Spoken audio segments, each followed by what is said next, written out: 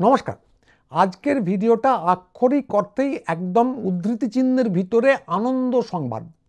আপনারা জেনে খুশি হবেন যে গদি মিডিয়ার গোয়াল ঘরে যে আমরা সাফল্যমণ্ডিতভাবে ধোঁয়া দিতে পেরেছি, ধুনো জ্বেলে দিতে পেরেছি, তার প্রত্যক্ষ প্রমাণ পাওয়া গেছে গতকাল। তো কীভাবে পাওয়া গেল? গদি মিডিয়া নিয়ে আমরা ধারাবাহিকভাবে ভিডিও করে আসছি, অন্যত্র লিখেও আসছি। তো কাল ছিল সীমান্তে বাংলাদেশিদের ভিড় নামক একটি গুলবাজির মুখোশ খুলে দেওয়া। তো সেই ভিডিওটা অনেকেই দেখেছেন, কারণ বিপুলভাবে শেয়ার হচ্ছিল, কিন্তু এখন আর দেখতে পাবেন না। কেন পারবেন না? কারণ কাজটা আমরা খুব ভালোভাবেই করেছি, অনেক লোক দেখে ফেলছিল। তাতে খেপে গিয়ে এবিপি আনন্দ করেছে কি, তার মিডিয়া এজেন্টদের দিয়ে খুঁজে খুঁজে বার করেছে গুরুচণ্ডালীর কোন ভিডিওয়ে এবিপি আনন্দের ক্লিপ আছে, তারপর কপিরাইট ক্লেম করে অনেকগুলো নামিয়ে দিয়েছে। শুধু ইউটিউবে নয়, ফেসবুক থেকেও নামিয়ে দিয়েছে। যে স্ক্রিনশটটা দেখাচ্ছে এটা ফেসবুক আমাদের জানিয়েছে, ইউটিউবেও অবিকল একই কাণ্ড করেছে। তো যে ভিডিওগুলোর ভিউ বেশি সেগুলো খুঁজে নামিয়েছে, সব কটা পারেনি। অত অধ্যবসায় থাকলে তো হয়েই যেত। তা আমরা কি করেছিলাম সেটাই যাওয়ার আগে গতকাল যেটা বলেছিলাম সেটা আরেকবার বলে দিই। আপনারা যারা দেখছেন তাদেরকে অনেক ধন্যবাদ। বুঝতেই পারছেন যে এই লড়াইটা এখন ছোট মিডিয়া বনাম গদি মিডিয়ায় দাঁড়িয়েছে, ফলে যারা লাইক করছেন তাদেরকে অনুরোধ জানাবো, একটা হাইপ বাটন আছে, সেটা অতি অবশ্যই ক্লিক করুন। গতকালও বলেছিলাম, আজও বলছি। তো যাই হোক, বিষয়বস্তুতে ফিরে আমরা কি করেছিলাম, তেমন কিছু না। লেখার সময় যেরকম আমরা লিখে থাকি, কর্নেল সুমন দে অমুক বলেছেন বলে কথাটা বলে লিখে থাকি, তো ভিডিওতে সেটা মুখে না বলে ওই কর্নেল মেজররা, গদি মিডিয়ার বিখ্যাত কর্নেল মেজররা কি বলেছেন সেটা আমরা সাধারণভাবে একদম দেখিয়ে দিই। তারপর দেখানোর পর নিজস্ব বক্তব্য রাখি, মানে কি কি গুলবাজি করেছে চোখে আঙুল দিয়ে দেখিয়ে দিই। তো এটা সাধারণভাবে সমস্ত মিডিয়াতেই খুব স্বীকৃত পদ্ধতি। কোনো বিকৃতি না করে যার যা বক্তব্য সেটা তার নিজের মুখে শোনানো। তো এবিপি আনন্দ নিজেও এটা করে থাকে। এমনকি তারা তো ইন্টারনেট থেকে ভিডিও নামিয়ে করাচি যে দখল হয়ে গেল তার খবর করে। তো সেই সব ভিডিও আমরা যেগুলো করেছি তার কয়েকটার গুছিয়ে মানে বিপুল পরিমাণে ভিউ হচ্ছিল, এবং আমার ব্যক্তিগতভাবে ধারণা এবিপির আসল ভিডিওর থেকে বেশিও হচ্ছিল অনেক ক্ষেত্রে। তো সেটা হওয়া যথেষ্ট যুক্তিসঙ্গত কারণও আছে। আমাদের প্রিয় কর্নেল সুমন দে হয়তো কোনো বিশেষজ্ঞকে বলছেন, এই যে আপনি বাথরুমে গেলেন আর এলেন, এর মধ্যেই কিন্তু করাচি দখল হয়ে গেল, পাকিস্তানের সেনানায়ক পদচ্যুত হয়ে গেল। তো সেটা হয়তো দেখছিল মোটে 500 লোক, ওনারা পরে সেটাকে লুকিয়ে ফেলতে পারলেই বাঁচেন, কিন্তু আমরা বলাতে সেটা চারদিকে ফেটে গেল। লোকে হেসে গড়িয়ে পড়তে পড়তে হয়তো কয়েক লাখ লোক দেখে ফেললো। কিংবা এই গতকালের কথাই ওরা গম্ভীর কণ্ঠে আবেগ দিয়ে হয়তো বলছিলেন যে বাংলাদেশ সীমান্তে মাথার মিছিল। তা আমরা সেটা দেখিয়ে বললাম, দেখেছেন সব বাংলাদেশি কীরকম আজকাল কলকাতাইয়া ভাষায় কথা বলছে। তো ওনারা কত লোককে দেখিয়েছিলেন জানি না, কিন্তু আমাদের ভিডিওটা দেখে খ্যা খ্যা করে হাসতে হাসতে হয়তো গাদা গাদা লোক শেয়ার করলো। তো কালকের ভিডিওটা এটা সাধারণভাবে বললাম, কিন্তু ব্যাপারটা আসলে কি ছিল আবারও এটা দেখানো যাবে না। আমরা গতকাল দেখিয়েছিলাম, কিন্তু এটা দেখানো যাবে না, দেখালেই কপিরাইট স্ট্রাইক হয়ে যাবে, ফলে মুখেই বলি। তো কর্নেল সুমনদের ঘণ্টাখানেক তো নিয়মিতভাবেই হয়ে থাকে। সেখানে দুদিন আগে বিষয় ছিল বাংলাদেশে পালানোর হিড়িক। তো সেইটা খুলে আমরা কি কি অভূতপূর্ব জ্ঞান অর্জন করেছিলাম সেই নিয়েছিল ভিডিওটা। তা সেই অনুষ্ঠানটা দেখে কি জেনেছিলাম, যে দলে দলে বাংলাদেশে পালাচ্ছেন অনুপ্রবেশকারীরা, ভিড় বাড়ছে স্বরূপনগর সীমান্তে। আমাদের এতদিন জানা ছিল যে ওটা মতুয়া এলাকা, কিন্তু দেখা গেল যে ভিড় বাড়ছে শুধু মুসলমানদের, সব বেটা মুসলমান।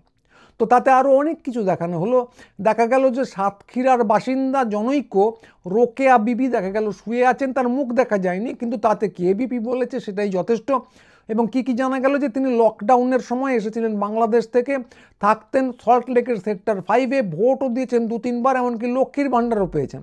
তো সবই ভালো, মুখে এগুলো বললেন, আমরা দেখিয়েছিলাম। কিন্তু তারপর যেটা বললেন সেটা অভূতপূর্ব। তিনি লক্ষ্মীর ভাণ্ডারে পেয়েছেন নাকি 500 টাকা করে। কোন লক্ষ্মীর ভাণ্ডারে এখন 500 টাকা দেওয়া হয় আমি ঠিক জানি না, এবিপি আনন্দ জানে। তারা এডিট করে ওই জায়গাটা বাদ দিয়ে দিতে পারলে ভালো হতো, কারণ উনি হয়তো স্ক্রিপ্ট থেকে রোকেয়া বিবি, তথাকথিত রোকেয়া বিবি, স্ক্রিপ্ট যা ছিল তার থেকে একটু বেরিয়ে হয়তো ইম্প্রোভাইজ করার চেষ্টা করেছেন, ওটা এডিট করে বাদ দিতে পারলে ভালো হতো। কিন্তু আমাদের এবিপির মহান এডিটাররা সেটা বোধহয় তাড়াহুড়ো করে উঠতে পারেননি। তারপর আমরা কি দেখলাম, ভিড়ের মধ্যে দেখতে পেলাম মায়ানমার রোহিঙ্গা পরিবারকেও।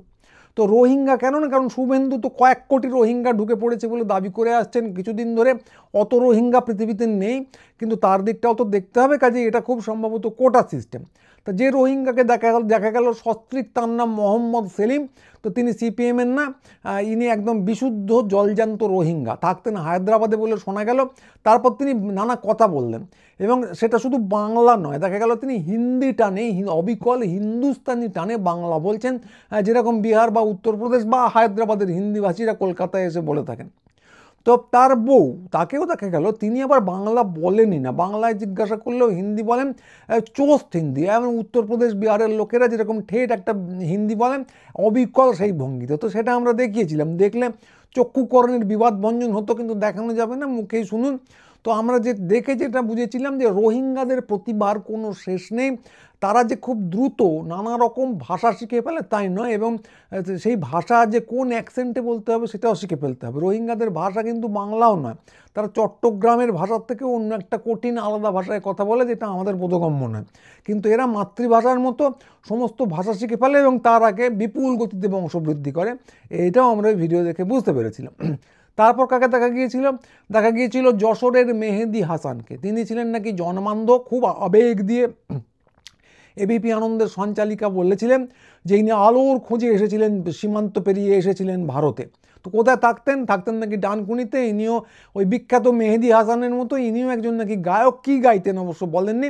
তিনি, যেটা আমরা দেখিয়েছিলাম, যে তিনি আবার পরিষ্কার কলকাতাইয়া উচ্চারণে বাংলা বলেন, এবং খুব জোর দিয়ে যাত্রাপালার বিবেকের মতো বলেছিলেন যে যেহেতু তিনি অনৈতিকভাবে, ইলিগালভাবে এসেছিলেন, আইনত এটা অপরাধ, কাজেই তাঁর বিরুদ্ধে ব্যবস্থা নিলে এটা তো তিনি অন্যায় বলতে পারবেন না। তো একদম যাত্রাপালার বিবেকরা যেভাবে কথা বলেন অবিকল সেইভাবে, এবং কলকাতাইয়া, বিশুদ্ধ কলকাতাইয়া উচ্চারণে। তো দেখে শুনে মনে হচ্ছিল স্ক্রিপ্ট রেডি করা হয়েছে যাত্রাপালার বিবেকের জন্য, স্টেজে উঠে তিনি নানা কথা বলবেন, এবং তারপর স্টেজ থেকে নেমে যাওয়ার পর কী করলেন দেখার দরকার নেই। তো একই রকম পশ্চিমবঙ্গ উচ্চারণে একাধিকজনকে কথা বলতে দেখা গেল, তাদের মধ্যে একজনের নাম আবার সেলিম সর্দার। তো সব মিলিয়ে এই পুরো ভিডিওগুলো দেখিয়ে আমরা যে সিদ্ধান্তে পৌঁছেছিলাম যে পূর্ববঙ্গীয় নানা রকম যে উচ্চারণ পদ্ধতি আছে আমরা বলে জানতাম, খুব ভুলভাবে আমরা যেটাকে বলি বাঙাল ভাষা, ভুলভাবে, কারণ বাঙাল ভাষা বলে একটা জিনিস হয় না, পূর্ববঙ্গের নানা জায়গায় নানা রকম টান আছে, সেসব টান অনুকরণ করে আজকাল পশ্চিমবঙ্গের নানা ভিডিও যারা বানান ইউটিউবাররা, তারাও সেগুলো করছেন, কিন্তু দেখা গেল এই যা করছেন এবং আমরা যেগুলো জানতাম সেগুলো সম্পূর্ণ ভুল। রোহিঙ্গা থেকে শুরু করে পূর্ববঙ্গের নানা এলাকার লোক হয় হিন্দি কিংবা কলকাতাইয়া ভাষায় কথা বলেন, এটাই হচ্ছে এবিপি আনন্দের গ্লোবালাইজেশন, তাদের গুণ। তো ক্যামেরায় এই সমস্ত লোকজনকে দেখা গিয়েছিল একই জায়গায়, আমরা সেটাও ভিডিও দেখিয়েছিলাম, একই জায়গায় নাকি নানা জায়গায় বলা কঠিন, বলা হচ্ছিল সীমান্ত, কিন্তু সীমান্ত কিচ্ছু দেখা যায়নি। এইসব ভিডিওর পিছনে একজন মহিলা কথা বলছিলেন, তিনিই বললেন এটাই হচ্ছে সীমান্ত। তো এবিপি আনন্দ যা বলে তাই সীমান্ত, যখন করাচি দখল হয়ে যায় ওটাই সীমান্ত হয়ে যায়, সে তো আমরা জানি। তো তারপর তিনি আগে যেটা বলছিলেন যে খুব আবেগ নিয়ে বললেন সীমান্তে শুধু কালো কালো মাথার ভিড়, সত্যি বললেন, এটা আমরা দেখিয়েছিলাম। তো শুনে মনে হলো যে নির্ঘাত মিছিল করে লোকে বাংলাদেশ যাচ্ছে। কতজন জড়ো হয়েছেন নিজেরাই এবার আস্তে করে ইতিগজ করে সংখ্যা দিলেন, বললেন 175 জন, ওই ইতিগজ আলগোছে। তো ওর বেশি বললে তো লোকে ক্রস চেক করে দেখে নিতে পারে যে দূর লোক কোথায়।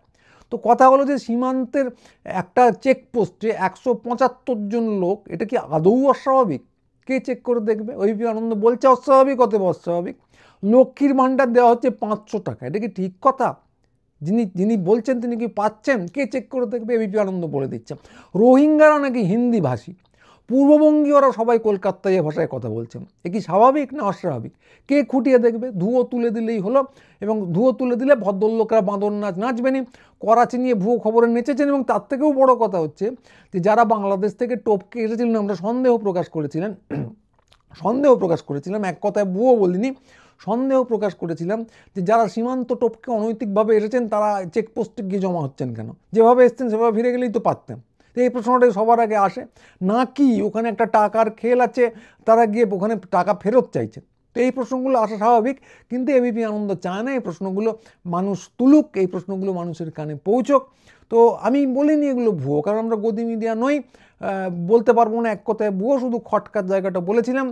কয়েকজনকে অনুরোধ করেছিলাম যারা মাটি থেকে রিপোর্ট করেন একটু খোঁজ নিন, এবং যদি সত্যি বলে জানা যায় তাহলে কিন্তু গদি মিডিয়ার বসন খুলে দেওয়ার সময় এসে গেছে। একটা গান ছিল বসন্ত এসে গেছে, এবার আমরা গাইবো বসন্ত খসে গেছে। তো এই কথায় দেখা গেল যে এবিপি আনন্দ ভয় পেয়েছে, তারা চায় না এই কথাগুলো বাইরে যাক, পারলে চেপে যায়। অপপ্রচার যা করার তা তো হয়েই গেছে, যা বলার তা তো হয়েই গেছে, এবার এই খবরগুলো যেন আর বাইরে না যায়। আমি বলিনি ভুয়ো, কিন্তু ওরা নিজেরাই যেটা প্রমাণ চেপে দিয়ে যেদিকে অঙ্গুলি নির্দেশ করছে, তার মানে হলো যে এর মধ্যে কিছু গোলমাল আছে। তো তাদের মোদ্দা কথাটা হলো ওদের ভিডিও দেখতে হবে এবং তারপর তিলোত্তমা মজুমদারের ঢঙে উমা দেখেছো কত রোহিঙ্গা, কীরকম ডেমোগ্রাফি বদলে যাচ্ছে, এই রকম কথা বলতে হবে, এছাড়া আর কিচ্ছু বলা যাবে না।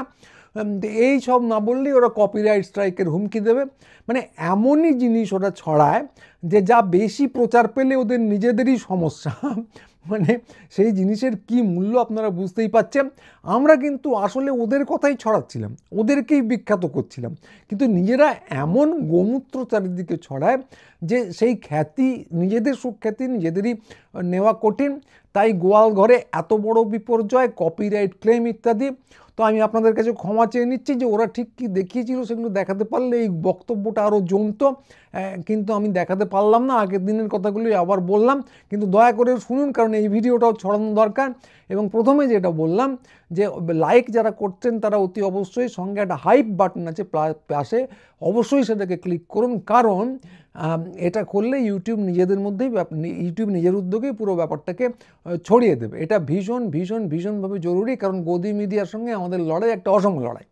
তো আমরা এইভাবে লড়াইটা লড়ছি এবং আমাদের কোনো সমস্যা নেই, আমরা আমাদের কাজ করছি এবং করেও চলবো। যে এবিপি আমাদের দুটো ক্লিপ আটকে দিল কি দিল না, তাদের কিচ্ছু এসে যায় না। যদি আটকে দেয় দরকারে ক্যারিকেচার করে দেখিয়ে দেবো, এখন যা করলাম এর থেকে বেশি করব, দরকারে কার্টুন করে দেখিয়ে দেবো, এবং তাতে ভিউ কিচ্ছু কমবে না, একদম গ্যারান্টি দিয়ে বলতে পারি। তো এরকম অনেক কিছু হচ্ছে। আমার যে ব্যক্তিগত অ্যাকাউন্ট আছে ফেসবুকে, সেটা রেস্ট্রিকশানের উপর আছে, সেখানে ভিডিও তুলতে সমস্যা হয়। ইউটিউবে এবং ফেসবুকে সর্বত্র আমরা দেখলাম কপিরাইট স্ট্রাইক। কিন্তু তারপরেও একটা জিনিস খুব স্পষ্ট করে বলে দেওয়া দরকার, যে মূল ধারার মিডিয়ার থেকে কিচ্ছু কম লোক আমাদের কথা শোনেন না, দেখেন না বা পড়েন না, কিচ্ছু কম লোক নয়, কোনো ক্ষেত্রে বেশিও, যেগুলো আগে বললাম আর কি। ওনাদের কথা যদি 15 জন লোক দেখে, আমরা যা বলি তাতে 500 লোক দেখে ফেলেন, লাখখানেক লোক দেখে ফেলেন। এবং তার থেকেও বড় কথা হচ্ছে যে এইসব ব্যাপারে আমরা কিচ্ছু মিউ করি না। কলাটা মূলটা দিয়ে অনেককে কেনা যায়, আমাদের কেনা যায় না। আমাদের মুখ দেখানোর লোভ নেই এবং স্রোতের সম্পূর্ণ উল্টো দিকে যেতেও আমরা পরোয়া করি না। ও কথাটা খুব পরিষ্কার, সেই মৈত্রেয়ী বলেছিলেন, আমাদেরও সেই একই কথা, যে ফুটে জামাদিগকে অমৃত দেবে না, তাহলে ইয়া কী করিব। আমাদের ভাব পরিষ্কার এইরকম, এবং আমরা নেহাতি ফ্যাপা, ওই খ্যাতিপাতির লোভ নেই, ফ্যাপা লেলা, আমরা এইভাবেই আছি, এইভাবেই থাকবো। দরকারে কাঠ কয়লা দিয়ে দেয়ালে লিখবো, কিচ্ছু এসে যাবে না, তাতেও লোকে খুঁজে খুঁজে পড়বে। কারণ এই যে জেদি ফ্যাপনা লেলাপনা, এর একটা মূল্য তো আছেই। হাজার ঝকঝকে স্টুডিও, কোটি কোটি টাকার বিজ্ঞাপন, সেলিব্রিটি যাপন, কোনো কিছুতেই এই সততাকে, এই জেদকে অতিক্রম করা যাবে না। এই মূল্য ওনারা পাবেন না, খুব পরিষ্কার। তবে সুখের কথা এই যে কাঠ কয়লা দিয়ে কাউকে লিখতে হবে না। তো এই পরিস্থিতির জন্য আমাদের আস্ত সাইট আছে, কমিউনিটি আছে এবং ইউটিউব আছে, ফেসবুকে যতটা পারা যায় লিখবো, যেখানে যা আটকে দেবে, তারপরেও আমাদের জিনিসপত্র থাকবে। ভিডিও উড়ে গেলে আমাদের নিজস্ব হোয়াটসঅ্যাপ গ্রুপ আছে, সেখানে পাচার করব, খুব পরিষ্কার দেখা যাবে এবং আমাদের হোয়াটসঅ্যাপ গ্রুপে সমস্ত আপডেট থাকবে।